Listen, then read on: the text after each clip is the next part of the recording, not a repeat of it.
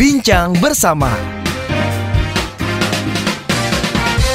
Small listeners, jangan remehkan pengalaman karir Anda. Dimanapun Anda ditempatkan, dimanapun posisi Anda, bisa jadi itu menjadi modal utama posisi Anda sekarang. Dan sepertinya kesimpulan yang tadi nih ya Audrey sampaikan ini juga menggambarkan perjalanan karir dari sosok luar biasa yang sudah ada di samping Audrey.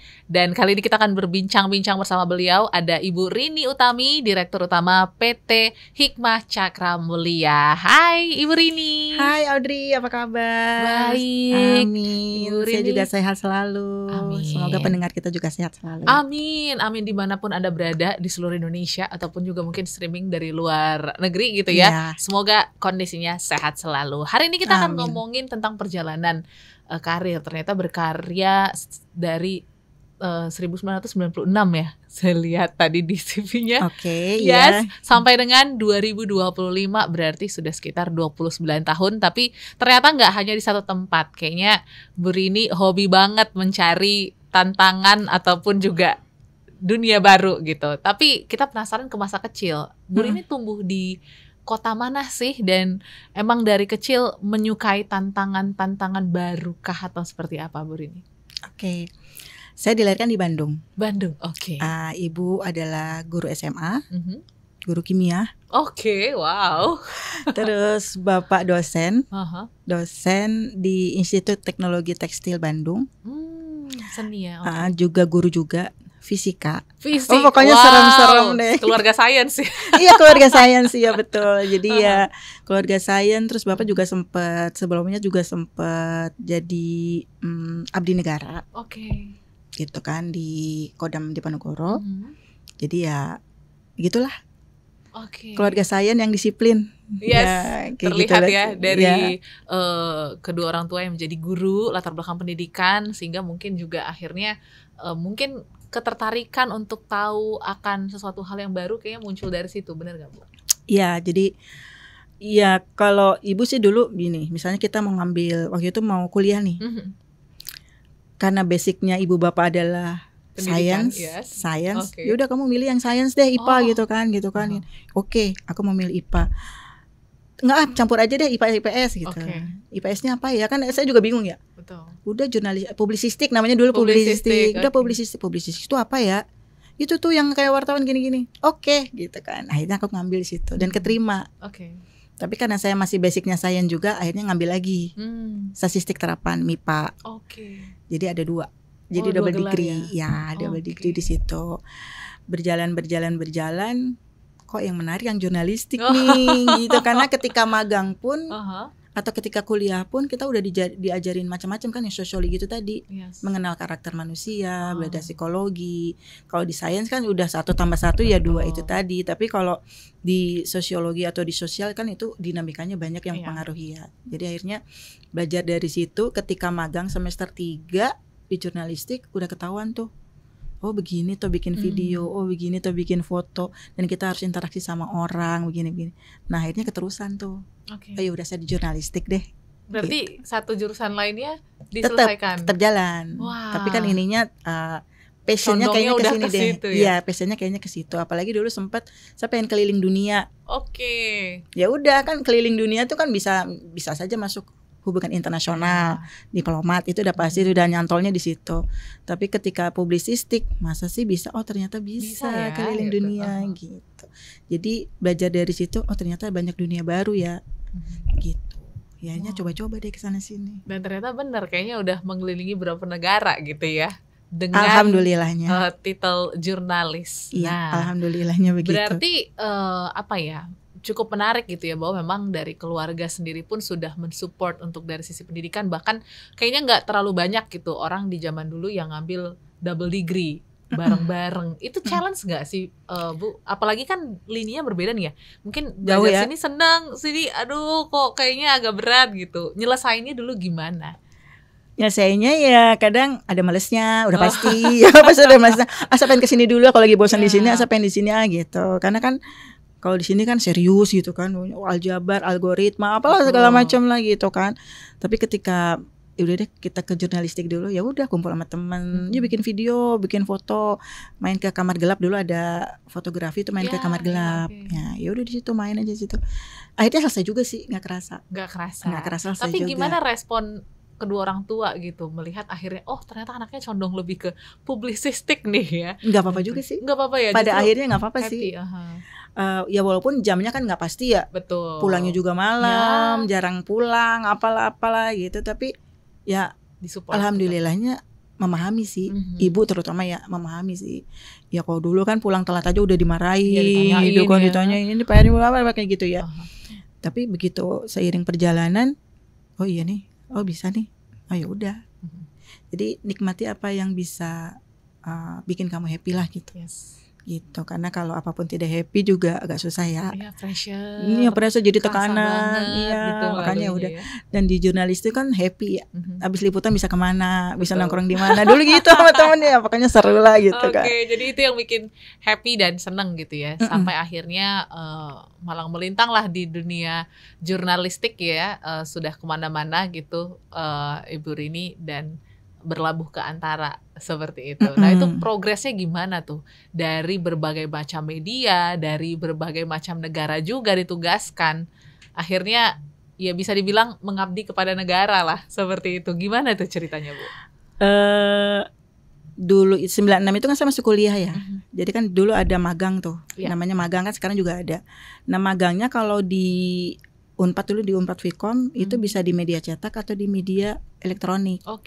Media cetaknya waktu itu aku mau ke Kompas, Kompas Bandung. Nah Kompas Bandung tidak menerima, harus ke pusat, harus di Jakarta gitu. Nah sementara kan kuliahnya masih di Bandung ya. Ayo udah saya masuk Antara aja deh. Kan Antara ada di biro-biro. Aku masuk Antara. Oh ya udah di situlah masuk. Terus elektroniknya apa? Ya udah radio itu tadi, radio RRI Pro 2 waktu itu sempet sama Kilat FM. Punya Telkom. Ya udah saya main di situ. Udah main di situ. Terus tiba-tiba di Biro Bali, Antara Biro Bali butuh orang. Nah, aku kan belum selesai. Ini kamu mau enggak di Bali, dibilang gitu. Oh, boleh ya, namanya anak kuliah ya, seneng-seneng aja ya. Iya, boleh ke Bali. Iya, boleh gitu kan. Tapi Pak, ini kan harus S1 dulu apalagi ini. Enggak apa-apa, udah kamu kesana aja dulu. Karena memang alhamdulillahnya nilainya bagus sih yang di Biro Bandung gitu ya. Ya udah pindah ke sana. Ya sempet sih orang tua agak namanya juga perempuan ya. Betul. Jauh-jauh merantau sendiri di Bali nggak ada siapa-siapa juga. Nggak apa-apa gitu. Ya udah ke Bali lah 4 tahun di Bali. 4 tahun di Bali sambil menyelesaikan kuliah ya. Ya 4 tahun di Bali. Terus habis itu di Bali itu juga akhirnya saya ada di TV Reuters, ada di Forum Keadilan sebagai koresponden mereka. Karena kan dulu media tidak banyak yang punya koresponden di daerah, kecuali Antara gitu kan. Makanya ya udah sambi-nyambi deh gitu. Kan toh di Antara juga saya masih magang, belum yang pegawai tetap gitu kan. Jadi bolehlah kemana-mana gitu. Jadi ya sudah saya ke Forum Keadilan, terus ke TV Reuters, terus kadang bantuin juga SCTV dulu. Segala macam. Ya udah terus dalam perjalanannya Reuters dan Antara itu kan kantor berita. Betul. Sama-sama, semuanya harus real time. Ya kan? Di situ saya harus memilih. Ini sama-sama kantor berita nih. Mana nih? Mana nih? Yang lebih gede sih Reuters sih. Karena kan itunya dolar ya waktu itu ya. Nah, kalau Antara ya udahlah Antara gitu kan. Tapi kalau secara jangka panjang, secara karir kan Reuters tidak bisa menjadikan kami yang non itu menjadi pegawai tetap kan. Ya, akhirnya saya memilih Antara. Bagaimanapun ya udah deh saya pilih Antara dulu deh gitu kan. Ntar mau gimana itu nanti gitu kan. Yang penting ya udahlah di Antara dulu deh gitu. Yang penting udah ada pengalaman di sini juga. Pengalamannya udah kemana-mana gitu kan. Ya udah di Antara. Nah dari Antara itu udah mulai tuh kemana-mana tuh. Liputan pertama saya ekonomi. Wow, Sesuatu yang saya tidak suka.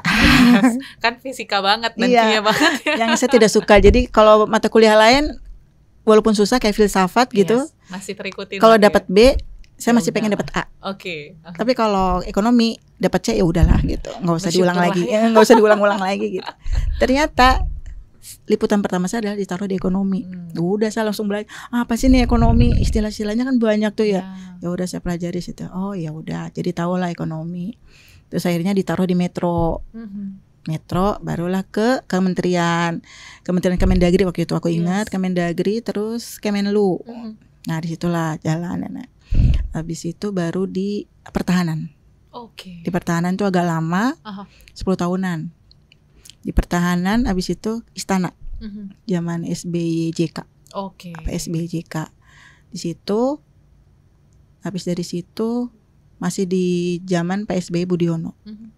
Dari situ saya ke Beijing. Di Beijing 5 tahun sampai 2017. Nah, di Beijing ini pun juga dulu kan saya nggak suka Beijing ya. Apa sih Beijing? Ini. Dulu kan belum semaju sekarang ya. Ini. Tapi itu selalu yang pertama ya ke situ yang saya nggak suka.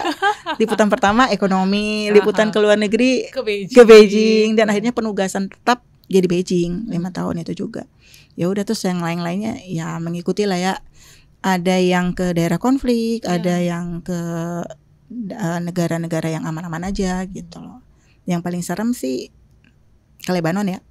Wow, oke. Dampingin pasukan Garuda. Waduh, itu gimana rasanya, Bu? Keluarga di sini gimana tuh?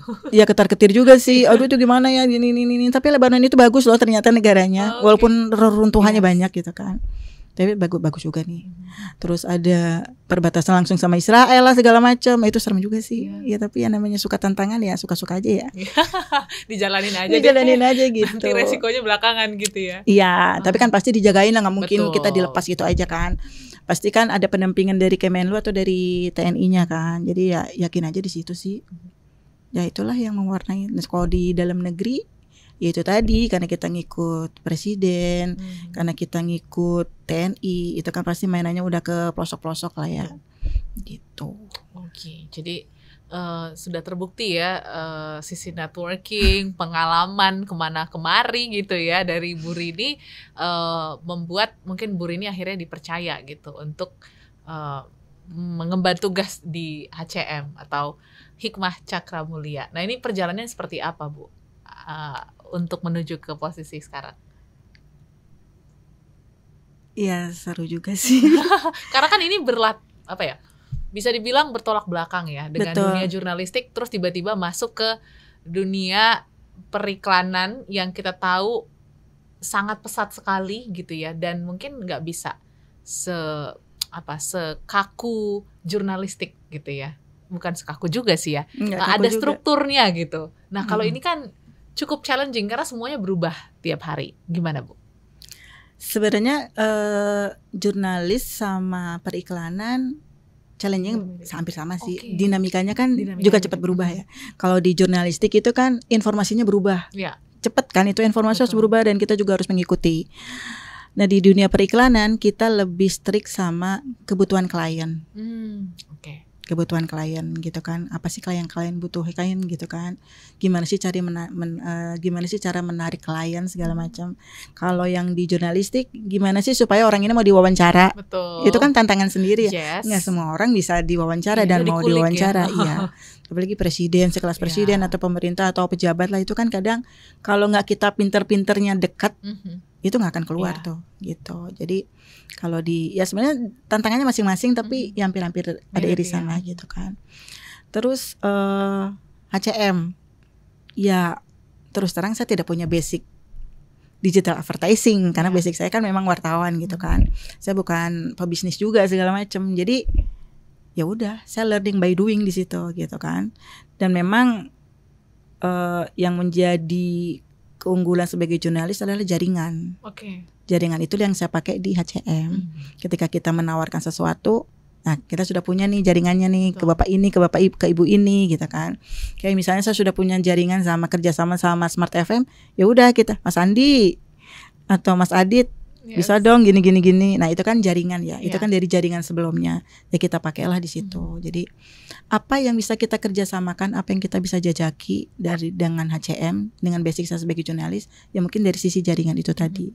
Apa yang bisa kita kolaborasikan atau apapun itu.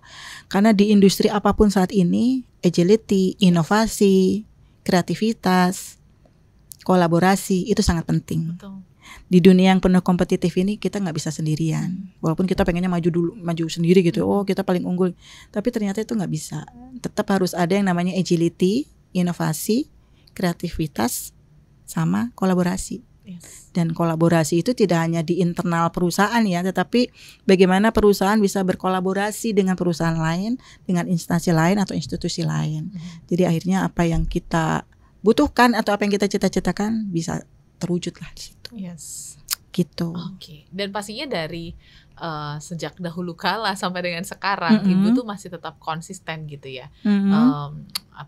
Stay kepada passionnya sendiri gitu. Dan mungkin juga akhirnya ya membantu lah ya, memberitakan dan juga menginformasikan ke seluruh daerah di Indonesia, alias bisa dikatakan abdi negara. Nah tadi Ayah juga mungkin sempat bertugas menjadi abdi negara. Apakah ada nilai-nilai atau value yang diajarkan yang mungkin juga akhirnya membuat Ibu memegang value itu sampai dengan karir di titik sekarang? Ada.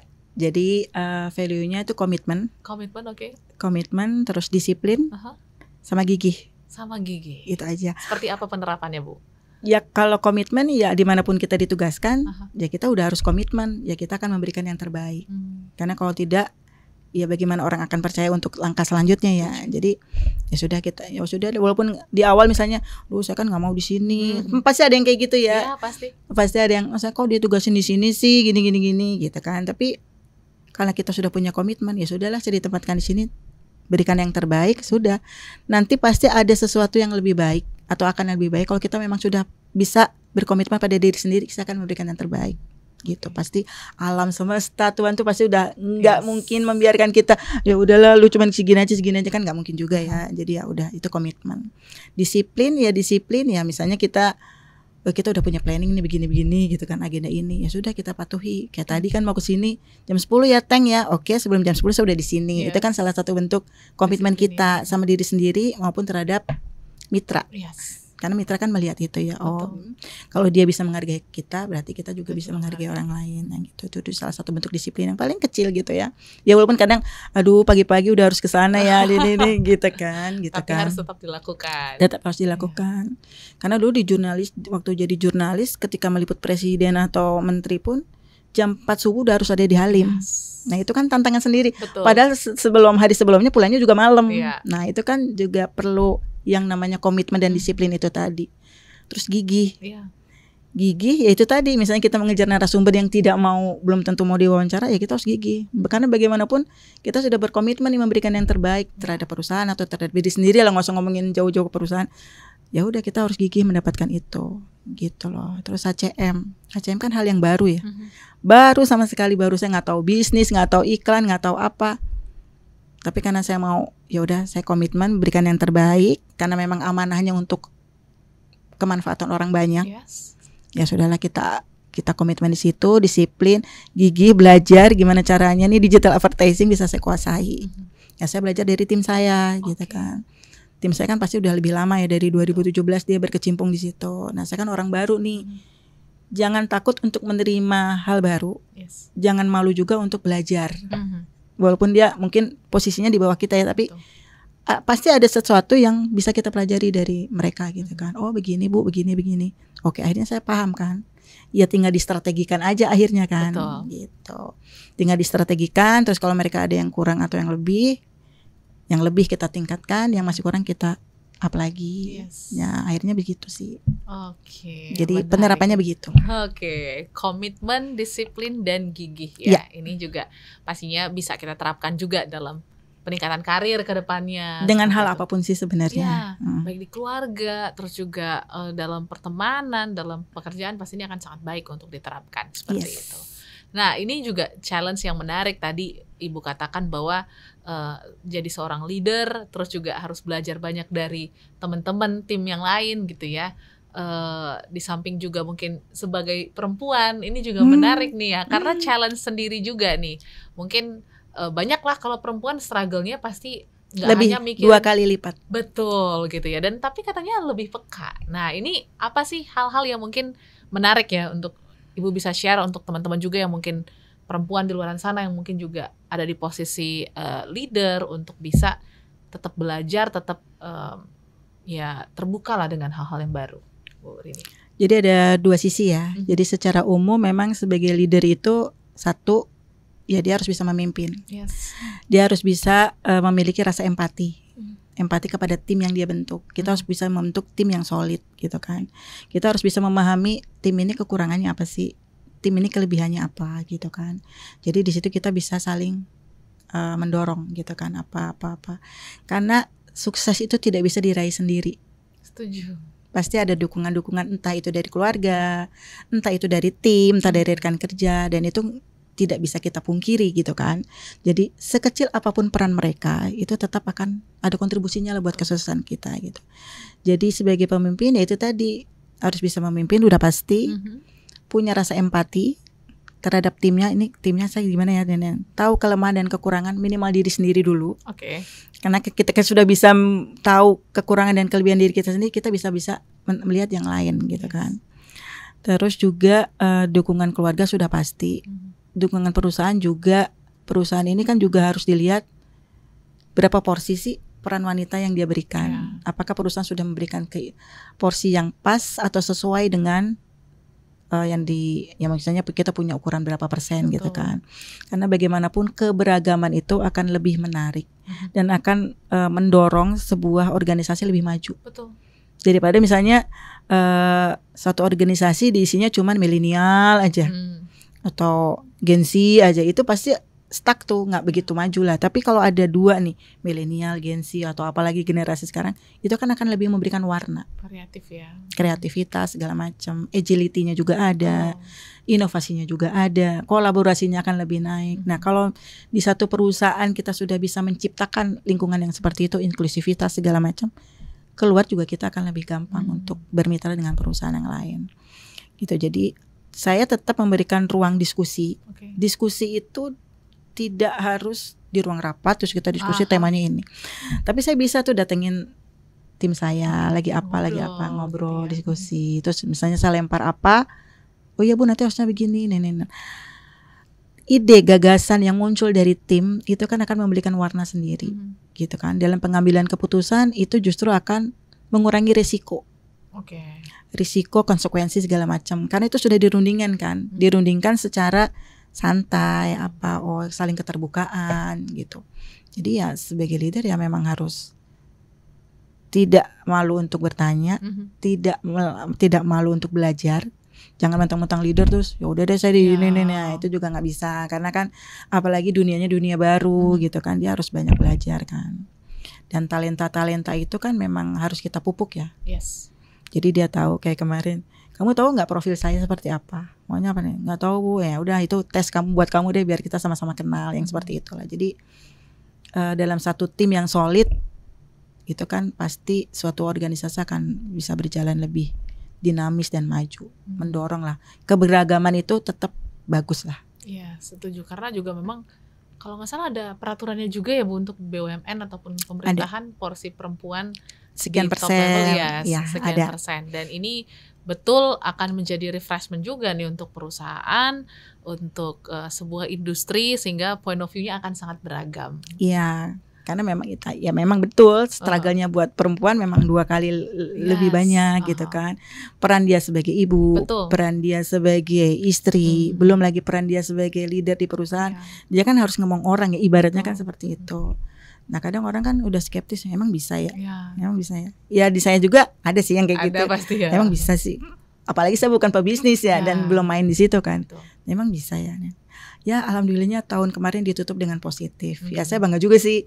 Ya alhamdulillah gue bilang gitu kan. Ya udah. Oh ternyata bisa. Ya bukan buat saya aja sih, buat tim saya juga. Oh ternyata bisa ya. Karena aku selalu ngasih semangat nih. Harus selalu positif, optimis. Apapun kondisi di luar, apapun omongan di luar, ya sudah kita optimis aja. Kalau kita pesimis mengikuti arus, ya tidak akan jadi apa-apa gitu kan. Sebagai nahkoda memang berisiknya ombak tuh pasti ada. Pasti banyak ya. Banyak ya berisiknya ombak, banyak banget. Tapi yakinlah bahwa kamu adalah nahkoda terbaik untuk kapalmu. Nah udah, kan yang paling tahu kan nahkodanya. Kapalnya mau dibawa kemana, anak buahnya seperti apa, itu kan hanya nahkodanya. Di luaran boleh berisik sih, tapi yang paling tahu ya yang terbaik ya nahkodanya sih, gitu sih. Itu aja prinsipnya sih. Wah, jadi benar bahwa memang setiap perempuan mungkin pasti akan merasakan insecure, Tekanan, takut, iya. dan lain sebagainya, tapi keyakinan itu tumbuh dari dalam diri sendiri Iya, gitu. betul. Nah, kalau dari Bu Rini sendiri, pasti kan di depan akan menjadi tantangan-tantangan lagi ya dengan achievement-achievement yang baru dan lain sebagainya. Gimana untuk bisa tetap percaya diri nih Bu, untuk menghadapi hal-hal baru, hal-hal yang mungkin kayaknya saya belum pernah, masih di luar nalar banget gitu, tapi ternyata turns out ke depannya mungkin ya akan jauh lebih sukses gitu. Silakan Ibu. Ya itu tadi, gigih dan jangan dan jangan patah semangat serta terus belajar. Terus belajar. Karena kan saya juga belajar di sini nih, Betul. learning by doing kan. Apa sih digital advertising itu? Iya. Apa sih itu OOH? Persaingannya seperti apa sih? Ya itu tadi, modalnya itu tadi. Jurnalis itu kan kepoan, Betul. terus skeptis, terus sok tahu. Ya udah, modal itu aja yang dipakai. Jadi sok tahu itu juga belum tentu negatif ya, ternyata positif juga gitu kan. Jadi oh kayak gini tuh yang namanya digital advertising. Oh begini mainan bisnisnya. Oh ternyata kerja sama agensinya tuh seperti ini. Jadi ada komunitasnya juga tuh. Oh begini-begini. Oh iya, jadi semuanya oh ternyata begini. Jadi kalau kita sudah mau menerima, acceptance yang pertama, terima dulu, pelajari, baru kita tahu kita mau kemana. Gitu. Tapi kalau kita belum apa-apa udah menolak, ya tidak akan jadi apa-apa. Setuju. Gitu. Jadi terima dulu, pelajari, pahami, yuk kita jalan. Gitu. Menarik. Tantangan sih akan banyak. Pasti. Namanya juga hidup kan pasti ada tantangan ya. Pasti. Kalau enggak kita enggak hidup normal gitu. Enggak ada warna-warninya kan gitu ya. Jadi terima, pelajari, yuk kita jalan. Kalaupun gagal ya nggak apa-apa. Kita step back aja dulu. Kita evaluasi, nanti maju lagi, selangkah lebih maju lagi, atau 2 kali lebih maju juga nggak apa-apa. Karena kita udah tahu, oh celahnya di sini, oh ini gitu sih. Oke. Nah ini mungkin pertanyaan terakhir ya Bu Rini, karena sudah cukup panjang pengalaman yang didapat baik di lapangan dan juga mungkin di HCM, walaupun mungkin baru sebentar, tapi kayaknya pasti banyak banget hal baru yang Ibu pelajari ataupun dapatkan. Apakah di titik sekarang Ibu sudah bisa mengatakan Ibu sudah sukses? Atau seperti apa definisi sukses di momen sekarang nih? Apakah ada achievement ke depan yang menjadi goals-nya Bu Rini? Silakan. Kalau sukses menurut saya itu tadi bisa mengalahkan ego. Minimal males lah, jangan males lah kan harus disiplin. Kalau udah males ya udahlah gitu ya. Itu sukses yang pertama. Terus yang kedua, sukses ketika anak buah saya bisa lebih baik dan berkarir lebih baik dibandingkan saya. Gitu. Jadi pelatihan, klinik coaching atau segala macam, apalagi perkembangan digital advertising kan makin dinamis ya. Mau tidak mau SDM kan harus kita siapkan juga. Menguasai teknologinya. Walaupun secara medsos mungkin sudah bisa. Tapi ternyata medsos itu kan punya strategi juga yang harus dipelajari lagi. Gimana caranya menaikkan viewers, engagement segala macam, itu kan strategi juga. Klien kita siapa, itu kan juga harus distrategikan. Nah, belajar itu ternyata harus terus menerus. Nggak bisa yang udah puas sampai sini, udah bisa nih ternyata follower kita udah segini. Nggak bisa juga. Tetap nanti suatu saat kompetitor kan pasti juga tidak diam kan. Pasti dia juga naik-naik terus. Jadi sukses ya itu tadi, kita bisa mengalahkan diri kita sendiri, ego, karena sebagai leader atau sebagai siapapun sebenarnya mengalahkan ego itu lebih berat sih. Karena kan kalau udah ego, leader kan, ini kan gue leadernya, harusnya gini. Nah kan nggak bisa kayak gitu juga. Jadi tetap itu kedua, ya ketika anak buah saya bisa lebih baik atau karirnya lebih tinggi daripada saya one day gitu. Dan tujuan dari perusahaan ini didirikan itu bisa mencapai sasarannya. Itu sih cita-cita saya, itu aja sih. Cita-cita yang mungkin kita aminkan semua gitu ya Bu Rini, di tengah mungkin tantangan-tantangan ataupun juga struggle yang dihadapin, semoga Bu Rini bisa terus semangat gitu ya untuk mengejar tadi 3 hal, mengalahkan ego, membuat tim jadi lebih sukses, dan pastinya juga bermanfaat untuk orang banyak. Klise sih, tapi memang itu amanah yang diberikan antara kepada kami gitu. Jadi ya mungkin tidak hanya antara, tapi orang yang lebih banyak di sekeliling kita kan juga gitu. Dan mungkin diharapkan juga oleh masyarakat Indonesia. Iya, informasi itu kan hak asasi juga kan. Setuju. Yang tadi itu. Gitu. Dan pastinya sudah banyak sekali cerita-cerita kita hari ini, Bu Rini.